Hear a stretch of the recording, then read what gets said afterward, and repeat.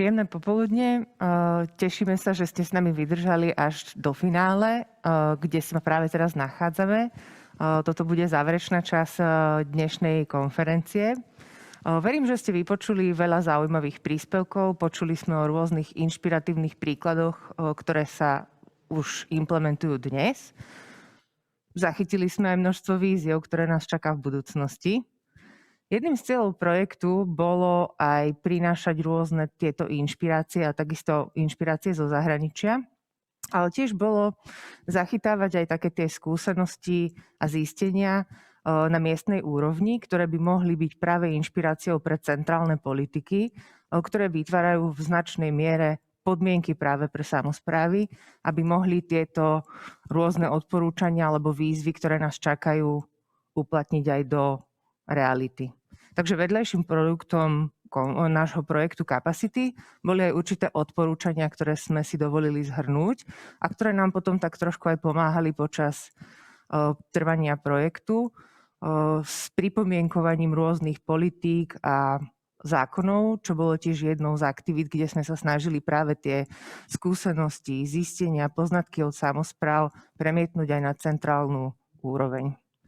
Aby som ešte dodala, ten prieskum, ktorý sa týka konferencie, ešte stále beží, takže aj počas tejto záverečnej časti konferencie ho kľudne môžete v rámci webináru na aplikácii Zoom vyplniť.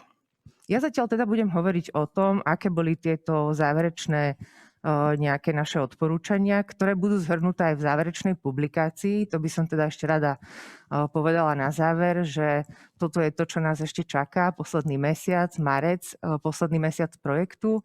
Budeme finalizovať záverečnú publikáciu. Mnohí z vás sa už prihlásili, že by mali o ňu záujem. Budeme ju rozposielať v tlačenej podobe, čiže tí, ktorí nás počúvate a budete mať záujem o to, aby sa k vám dostala, tak nám potom ešte avizujte, ak ste to už tak neurobili. Čo sa týka tých záverečných teda nejakých našich odporúčaní vo vzťahu k vytvoreniu lepších podmienok v budúcnosti pre samosprávy, by som poprosila režiu, aby mi otvorila moju prezentáciu.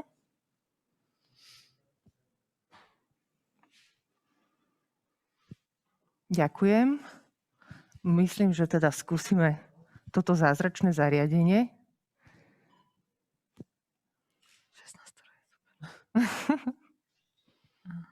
No, myslím, že... Aha, dobre, výborne. Čiže keď sa teda rozprávame o nejakých, o práve tých podmienkach, ktoré by bolo potrebné vytvoriť pre samosprávy, aby to možno do budúcna bolo lepšie, samosprávy samozrejme operujú v právnom rámci a v takomto rámci politík, ktoré sú vytvárané migračnou a integračnou politikou. Na druhej strane, ako sme dneska rozprávali možno pri téme komunikácie s verejnosťou, dosť často to rámcujú aj politici, či na tej centrálnej úrovni, ako vôbec prebieha celkovo diskurs o téme migrácie a integrácie cudzincov, čiže aj to môže samosprávam vytvárať určité podmienky, takže aj v tomto smere by určite bolo vhodné nejaké zlepšenie, ale myslím, že tak, ako sme sa bavili na tej miestnej úrovni, je možné k tomu pristúpiť aj samostatným spôsobom a riešiť to oveľa ľahšie. Takisto je ten právny rámec a rôzne legislatívy v oblasti pobytu cudzincov a v rôznych oblastiach, ktoré súvisia s integráciou cudzincov. Veľmi dôležité, a bolo to tu niekoľkokrát skloňované počas celého trvania konferencie, je vytvorenie nejakých personálnych kapacít a finančných kapacít pre samosprávy, aby mohli tie odporúčania. We have to create conditions and circumstances in order to improve the conditions for the integration of foreigners so that it could be implemented. So we cannot forget to mention the issue of funding. So let's get back to the previous slide. That's the field of funding. That means the implementation of the integration policy. Unfortunately, it's not supported financially, and it perhaps has to deal with the funding of municipalities and funding from local taxes. So as to the recommendations, First of the most important recommendation is to set up and to develop an immigration office. Is of course one of the possibilities on how to include the topic of the integration of foreigners at the central government level, because we lack this kind of office. I think that the policies has quite moved forward, but we do not analyze all the measures. So it's important that if municipalities are about to adopt all the measures, that they have a quite clear signal at central level. Then in the possibility of setting up, of developing a national information platform in order to give information to foreigners. We have already discussed it during the previous panel. If we are saying that municipalities are have to give this information, it would be quite a good idea to develop a national information platform in order to share all the information concerning the central government level or government central policies, so that they can provide information in a reliable form in several languages, so that the municipalities can use it, and foreigners can go to the first contact point, so that they can find reliable sources and reliable information. Then we have to receive data on foreigners living in the Slovak Republic of higher quality. Now it is centralized by one office. It can be, or by several offices. It can be the foreign office, the foreign police, and then the labor office, and the Ministry of Education. These are the institutions that analyze and gather information about all the foreigners living in Slovakia. But it should be a good idea to have the possibility that these databases or lists of information would be shared between the municipalities and other institutions, so that our municipalities could have a good pool of data about the foreigners living in the Slovak Republic. It also has to do with the current, with the census of inhabitants of the Slovak Republic currently, which is currently ongoing, so that all nationals and foreign nationals who live in our cities could have access to this information and data. Next slide, please. Now we are talking about funding. The most important thing in this sense is, and we would recommend that, we have been talked about it with our partners within this project, and with the Union of Slovak Towns and Municipalities. In several years ago, we contacted the Ministry of the Interior, because we gave them recommendations about the implementation of several national projects. What would be the most ideal priorities? So these priorities could give us more space, could give more space for municipalities for the implementation of programs and several strategies. Yesterday it was also mentioned, and Mr. Janošek has also mentioned it today, and yesterday, and Lenka Šafranková from Brno also mentioned it yesterday. I think in the Czech Republic it was also very important, a first step to initiate this. The Interior Ministry of the Czech Republic decided that part of the funding was devoted and was given to municipalities, so that they can manage their own projects at local level. I think there is some space for the implementation of projects at the level of municipalities, as regards the promotion of communication campaigns, learning of the Slovak language, and visions for the future. So we need funding for that. This has to do with the future as regards the funding of the program in the field of asylum, migration, and European Social Fund. I have already mentioned it. The immigration policy is not funded in a general way. So maybe the central government could take this into consideration, so that the measures that have to be implemented are also funded and supported financially. so that the municipalities can carry them out. It is quite often that third country nationals are excluded for several reasons, so that they are not included in several programs. When we are talking about the integration of foreigners, we have to think about third country nationals and not only of EU nationals. When we are many problems arise several times because at the level of municipalities we have to take care of elderly people, because many times our municipalities manage old people's home, so they always say that the financing is insufficient. We have a shortage of carers and we have a shortage of health professionals. So at the central government level, I think our country should adopt a program or a project so that Slovakia could be also an interesting country for these professionals like healthcare professionals or carers who are really needed in Slovakia. Next slide, please.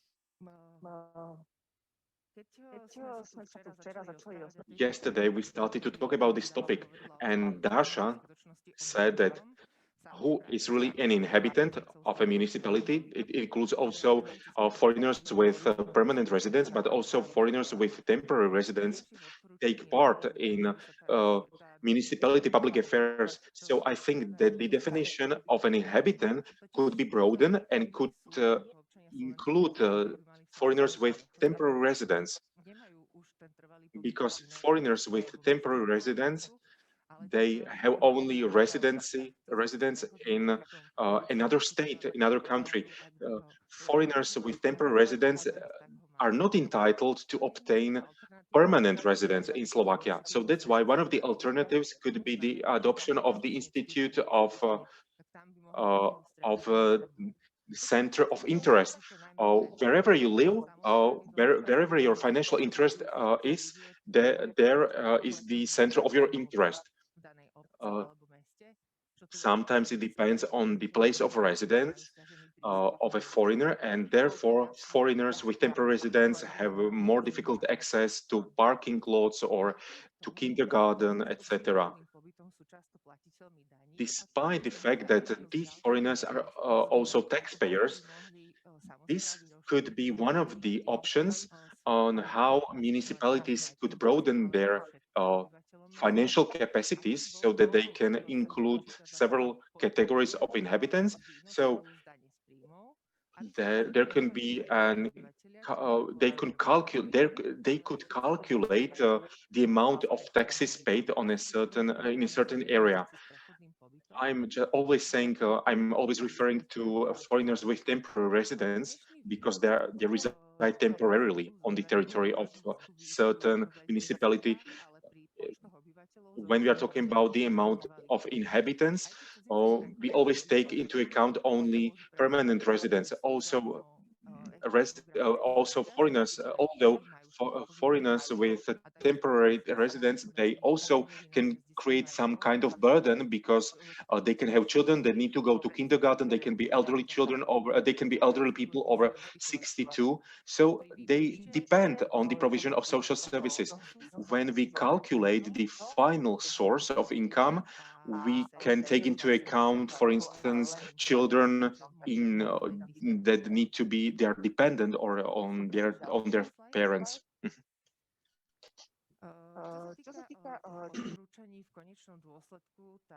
Considering the recommendations, it would really help if we could improve the legal framework of supporting services, improving the conditions for municipalities to provide services also to citizens from abroad.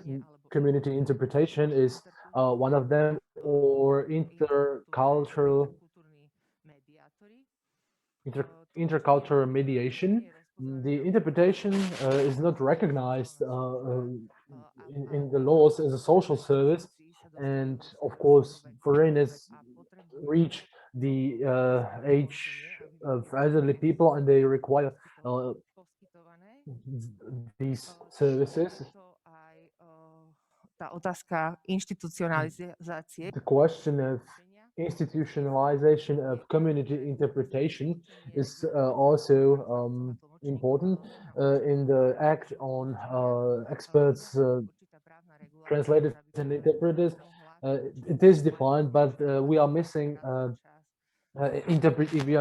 regulation laws and regulations for the ad hoc interpreters, so they could provide community interpretation. And this legal framework would help the municipalities regulate and to make budgets for creation of resources to provide community interpretation if they want to provide information to the foreigners. And the institutionalization of the profession or occupation of cultural mediator, because we've discussed how important their role and their engagement is. But this is not. It is an unrecognized profession. It's it would be really essential to institutionalize them and give them a job description and to include them in the system of professions and the qualification system, which would enable the municipalities to include cultural mediators or cultural mediation in their budgets.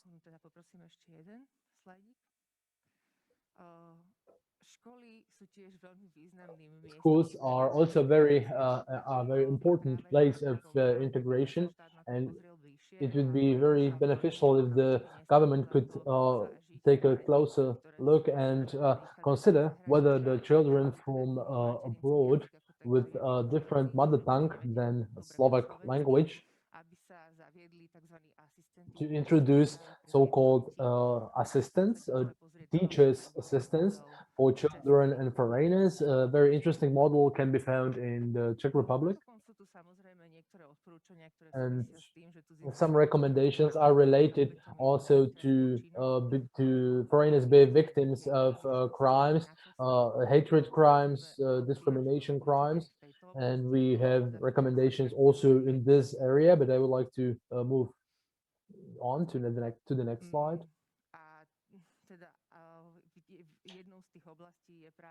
And one of the areas is the exploitation, and where the labor force, the workforce from abroad are victims of exploitation, and they do not have sufficient information about their rights, how employees, about their employment, about the employment relationships in the Slovak Republic. So this is also a room for improvement. And last but not least, the standardization of exams from Slovak language, because the exam of Slovak language skills is required as well, but the regulation in the Act on Citizen or on Nationality is there's a lack of some standards. What are the standards at the European level, and what standards should be achieved? The history and literature of Slovak Republic is also part of this exam, so we think that it should be considered to unify these requirements, create or draft standardized exams. And at local level, the municipalities could also have or organize classes or Slovak language courses, which would be regulated by common standards and will be connected to the system, which the final point of which is the examination and being awarded the citizenship. So that's why our recommendations, which should affect the central level and also to the central governmental bodies, Ministry of Labor, or maybe some unified authority, the immigration authority, immigration office, which would cover at central level the issue with cudzincov. integration and migration. To by bolo z našej strany asi všetko, čo sa týka práve tohto This is it from our side, considering that some challenges for the future and recommendations for the state administration. I would like to give the floor to my colleagues who could sum up or evaluate the project and the conference, and at the very end I will close the conference. Thank you for the recommendations and for the summary. In 2016, when the so-called migration crisis, we are not happy to be called crisis, we took some of the Slovak mayors to German cities to see how Germans managed this situation. And the mayors of German cities told us that integration is not a sprint, it's a marathon. And the most important thing is to start, and to the expectations were not that in a year all the migrants will be will enter the labor market. But I was looking at the stats recently, and 55,000 migrants is studying right now at universities in Germany. I think that not only at this our final conference, but after the 3 years of our project, we are now at the start, and we went. So we did a few kilometers in this marathon, and what I think is the most important, but still it's a long run. And what's the problem is that there is no target, there is no end to this long run. But maybe that's the best thing about it, that it's there's no final point, but it's an exciting way, or exciting. It's an exciting to be part of it and to take this long run. So we've also learned a lot from the project, and we continue working with the municipalities and with continue working with municipalities. Thank you very much.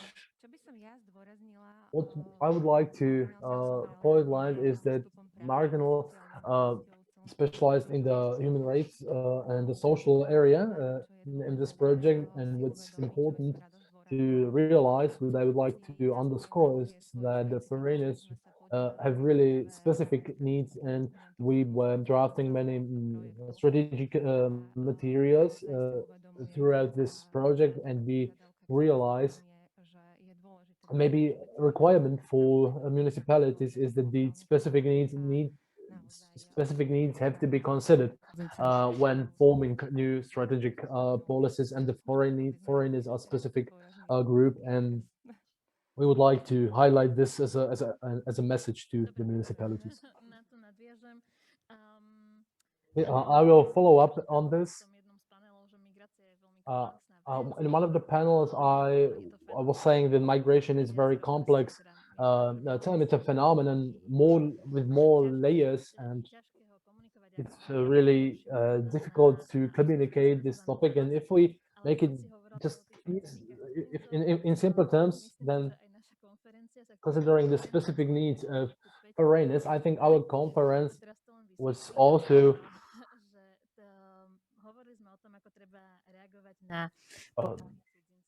dealing with the responses to the needs of foreigners and needs of the citizens or inhabitants of the city, which means to collect data and information we need.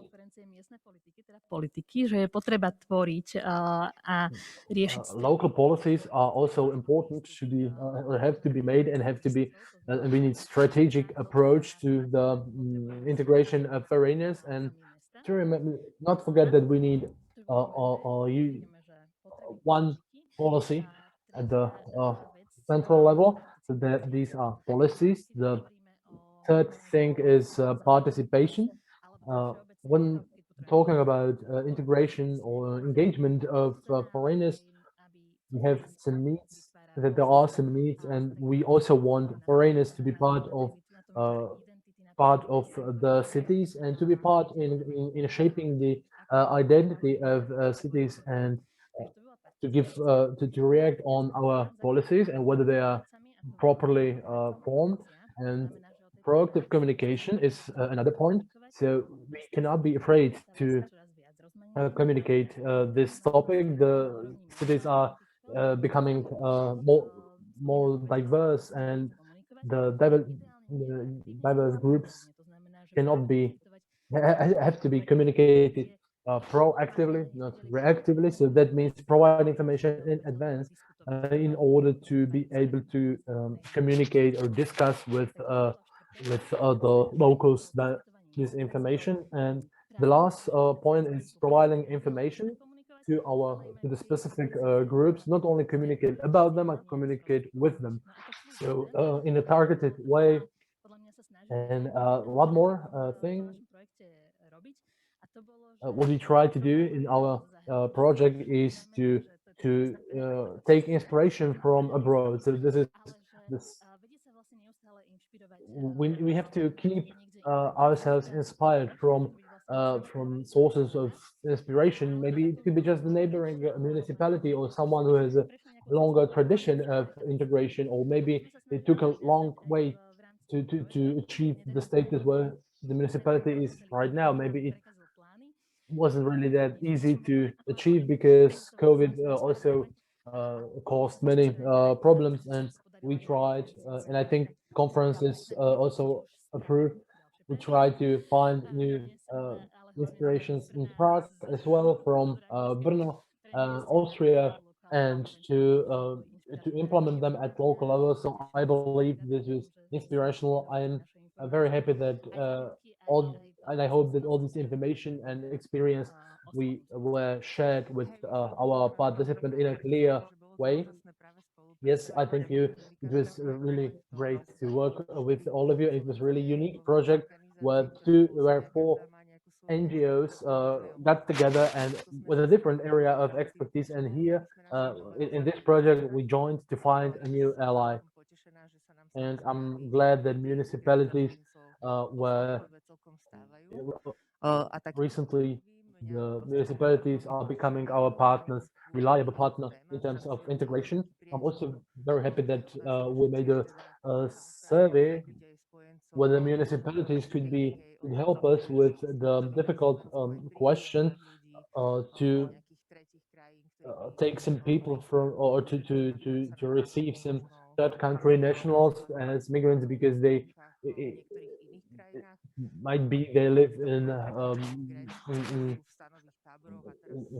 tremendous in bad conditions because they are freezing, they have problems, and the reactions from municipalities were very positive. And despite the times where only pandemic is the hot topic, and when we need to protect our own families, in this situation we also received very who are self-confident that they are able to take care of their citizens, not also the foreigners, and that they can broaden this humanity beyond the boundaries, and to give it also to those who need it the most. So these are my final words, and I would like to thank my colleagues as partners in this project, all the coordinators from municipalities. There were many of them throughout the project, the coordinators who were with us in the municipalities, and they were the intermediary and enabled the contact, our contact with the municipalities. I would like to thank the management of the municipalities Trnava, Banská Bystrica, Bratislava, Košice, self-governing region. I would like to thank the Union of Cities Slovakia, which helped us also or provided a service for us to share the findings and outcomes of the project to other municipalities and to the largest cities in Slovakia, which also realized that there's the number of foreign citizens is increasing. I would like to thank all the panelists as well, all the speakers, all our foreign guests, and to all of you who were listening to the conference to the very end. Maybe there are fewer of us now, but in the point of time there were more than 100 people as attendees, and some of them were only participating in some of the panels. So we try to do it in a more interesting way, to have some videos available and presented, and we try to make it more comfortable by being in the studio. Some of us here, some of the panelists, of course, had to be in their homes. Thank you very much to the technical staff. And I must say, I also have to thank the interpreters who I believe are still interpreting right now, and my pace and Nina's pace, which could be really a challenge for them. So I would like to thank them as well, and our the Ministry of Interior Affairs and European Union, our main partners, and which co-funded 75% of this project from the Fund for Asylum, Migration and Integration, Fund for Outer Borders. I would like to also greet my Zuzana Kažimírova, our financial coordinator, who was really essential to organize the conference, and she also contributed to this to organization of this conference. And this premises where we find ourselves right now is very comfortable and good. It's very nice to see. And Nova Cvernovka, where we also have our registered office right now, and we also were able to use the premises of the Atelier Spotlight here in Nova Cvernovka. Thank you very much for your attention, and have a nice afternoon. And thank you, Baška, also for moderating the conference. And so many thanks. I'm not sure whether we thank to the foreigners. Okay, so thank you, dear foreigners, who are our inspiration and are the drivers of our work. And it was proved that it's the integration. The integration is there are more sides to integration. So thank you again.